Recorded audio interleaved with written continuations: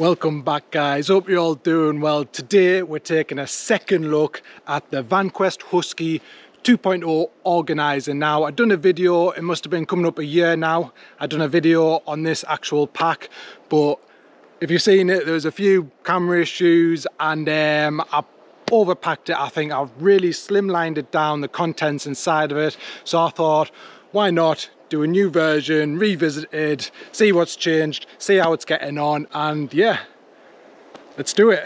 Now, first up, let's run through a few specifications of the Organizer itself. So this is Vanquest's middle brother of the EDCM range. The height of it is 8 inches, the width of it is 6 inches, and it also comes with the YKK zippers. It has the webbing on the back, so you can attach it to the outside of your backpack. But what I like to do is run a shoelace through it and chuck it over my shoulder. It's nice and easy, it's there by your side, and it's very accessible this way. So I have two backpacks that I choose from when I'm going out on my camping adventures. The first one is the Kestrel 48 litre. Now that backpack has lots of pockets, so it's very easy to keep things organised. But my other one, and the one that I love to use as much as I can, it's the Italian Alpini mountain rucksack. It's an army surplus one. Now this is basically what you see is what you get. It's got 3 compartments and that's it. So that's where this Organizer really comes to life, and you can put all your little bits and bobs so they're not just getting lost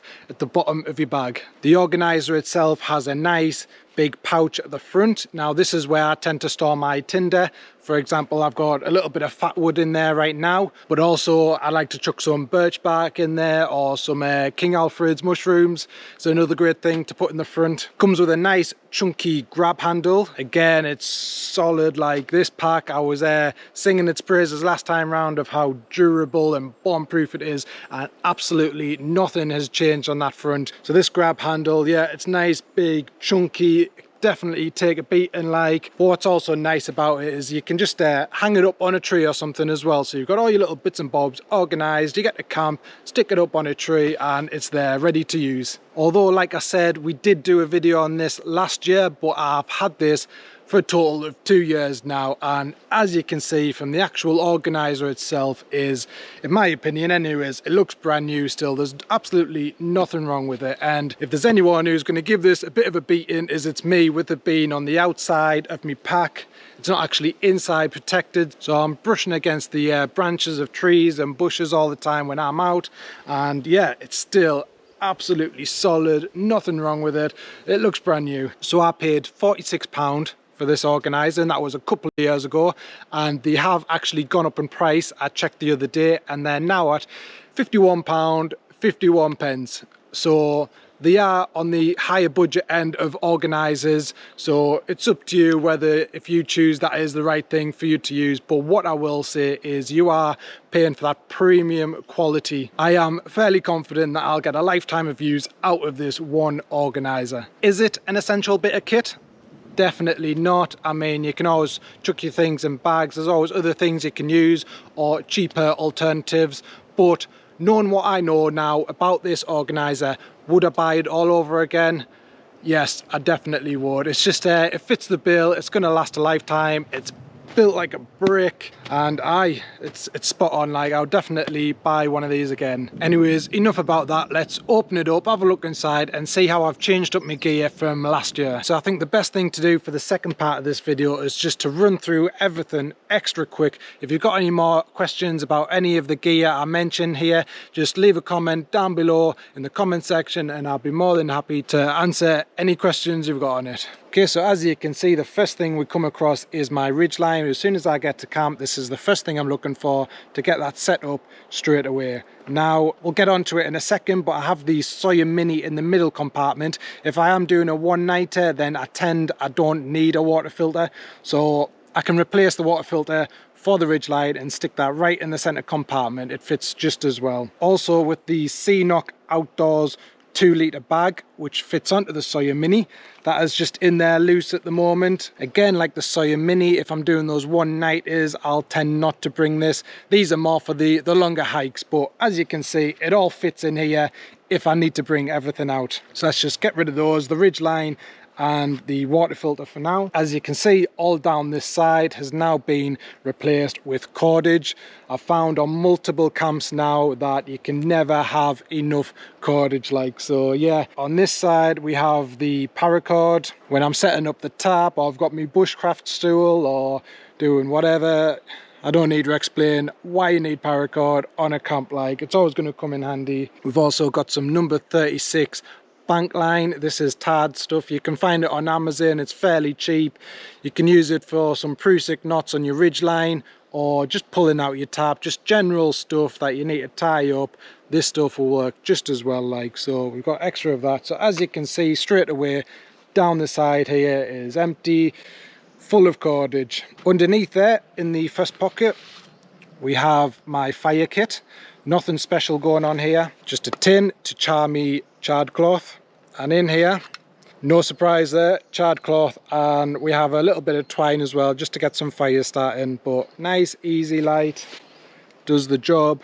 Now right at the back we have this zip which opens up into an extra large pocket which you can fit plenty of stuff in. For me it's fairly minimal. Again, I have my toilet roll, the most essential bit of kit you can bring out with you when you're camping. It's in a little waterproof bag for obvious reasons. We also have a head net in here. Doesn't get used very often. I'll tend to use me buff to keep the bugs and that away, but if it is extra bad for whatever reason, then yeah, a head net. It's light, it scrunches up to next to nothing. It's definitely worth bringing along with you for a few quid or however much it is. And the last thing in this pocket is just a bin bag to collect up all your rubbish the morning after, before you leave to go home. Nice bin bag, get the job done. Okay, and in the center compartment, first up we have the ferro rod. Still going strong. If you watched the last video I've done on this, it's the same ferro rod. I tend to use my flint and steel a lot more, so this is still hanging on there. I've wrapped some electrical tape around there for the handle. I don't find myself using that very often, but it's good if you need to make any quick repairs or potentially use it as a quick fire starter. I've got a toothbrush in here. Now I have turned into one of those guys that chops the end off of my toothbrush. Now I don't do that to save weight. I do that just so it fits nicely inside the pouch. So yeah, got a toothbrush in there, and like I said, the Sawyer mini squeeze. Now honestly, this fits in here like it was made for this organizer. It's absolutely spot on. I couldn't have asked for a better fit than that. So there we go, Sawyer mini for those longer hikes. And like I said, if I'm not using the Sawyer mini, the ridgeline will go in that center compartment to replace it. Okay, now the left hand side. So first up, I have some shoelaces. You never know, your shoelaces might break on your boots, so you've got some spare there. But again, it's just that extra cordage. Like I say, I can never have enough cordage out with us, like, so there we go, shoelaces. Also, you can use that for tying stuff around your neck. For example, what I keep in my pocket is my Victorinox Huntsman, and that is just tied up with a shoelace, and I can just chuck that around my neck and I know where it is. Nothing's changed with that. I've done that on the last video. I'm still using it. It's really an efficient method, I reckon, of doing it. So yeah, if it's not broke, don't fix it. I've got some extra twine. You can use that as emergency cordage. I know it's not that strong, but more importantly, getting fires going. If it's wet outside and you need that tinder, twine is the way to go for me. Like, it just works every time. So there we go. Also, hidden away in here is my headlight. It's the Nightcore NU25, absolute beast of a headlight. It's tiny, it weighs nothing, so this is a headlight I would highly recommend. Now, I originally took off the official strap straight away. It's got some big yellow writing on it. It didn't look the part, didn't meet my standards, so I took that off. So as you can see, there's no head strap on here at all now. I don't use this very often, especially because it's summertime. It doesn't get dark till about 11 o'clock. That'll be around about my bedtime as well. But if I do need it for whatever reason, then it's kind of like a bite mount. So I just put it in my mouth, have a look at my bag, do whatever I need to do, and then turn it off, put it back in there. I don't use it very often. I'll have a light on my camera as well, so just another reason why this is just put away in my bag. But I still think it's important to bring one out, so I will carry it. But yeah, there we go. Also in here we have some tenacious tape. This is really good stuff if you've got any rips in your tent or your tarp, or I've recently used some of this for my hammock. Got a little burn hole in it, so just stuck some tenacious tape on each end, and that is still going strong. But I do have some extra in my kit just in case I need to make any extra repairs when I'm out. So that is really good stuff, that tenacious tape. Highly recommend it. Last up on this front part is a pocket bellow. Now, I was trying to get away for so long without using one of these, but at the end of the day they just make life around camp that much easier. Trying to get the fire going, and especially when you're cooking on the fire, to get those embers back up, a pocket bellow is the way to go, like, and it slots in there really nice and easy, like, so might as well bring one out. Okay, so we also have a big pouch at the back here.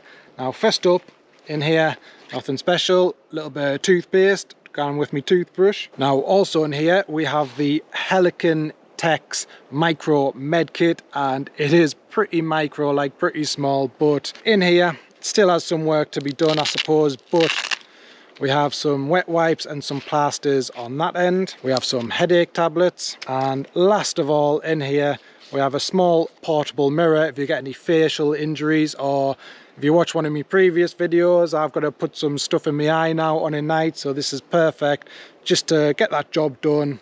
And yeah, we have that eye cream as well in there. So that's all I have in there at the moment, and it all fits in nicely. I could probably add a few more things in here, but yeah, there we go, nice and small. Keep all your medical supplies in one place, which is really good. And this was only about £5 when I bought this, so I would say that's an excellent price for something like that. What else do we have in here? So we've got some cotton bags. I love me cotton bags, always going on about them. We've got a small one and a big one. I tend to store my food in here, and if I'm bringing more fire kit out, then this is a nice cotton bag to store those extra things. I also will use them on the wet days just as a little nail pad or something when I'm working around the fire and I need to take a nail down. But yeah, many uses for a cotton bag. And last up in here we have a thermometer and a little compass. To be honest, I probably won't rely on that compass if I do get lost, but I like to have the thermometer in there. I can see what temperatures we're getting up to during the day, and on a night time what we're going down to, which will help me understand my kit better, like me sleeping bag or me under blanket if I'm using the hammock. But yeah, nice little thing there, cost a few quid from Go Outdoors, goes in there, I just forget about it.